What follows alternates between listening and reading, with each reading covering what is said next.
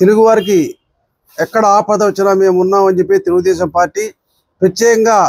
యువ నాయకుడు నారా లోకేష్ గారు నేపాల్లో జరిగిన మానవామంలో తెలుగువారు చిక్కుకున్నారని చెప్పి తెలుసుకుని వెంటనే అనంతపురం పర్యటన కూడా రద్దు చేసుకొని సెక్రటేరియట్కి వచ్చి వెంటనే ఒక కంట్రోల్ రూమ్ వార్ రూమ్ ఏర్పాటు చేసుకొని ఎప్పటికప్పుడు సమాచారం తెలుసుకొని వాళ్ళకి కావాల్సినటువంటి నీరు కావచ్చు, ఆహారం కావచ్చు, వసతి కూడా ఏర్పాటు చేసుకొని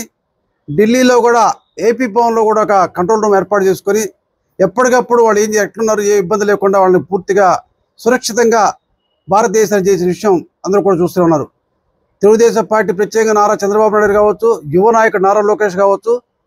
ప్రపంచంలో ఎక్కడ తెలుగువారు ఉన్నారంటే వాళ్ళ ఆపదలో ఉంటే ముందున్న పార్టీ తెలుగుదేశం పార్టీ. మన నాయకుడు చంద్రబాబు నాయుడు, లోకేష్ గారు ఈరోజు మరి నేపాల్లో చిక్కున్న వాళ్ళందరికీ కూడా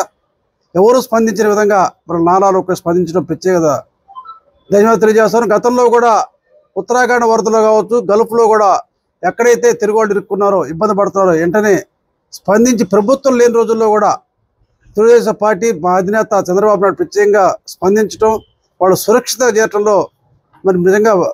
పూర్తిగా బాధ్యులు అవ్వడం కూడా అది నిజంగా తెలుగు వారికి ఒక గర్వంగా చెప్పుకోవచ్చు. తెలుగుదేశం పార్టీ నాయుడు చంద్రబాబు నాయుడు ఆ రోజు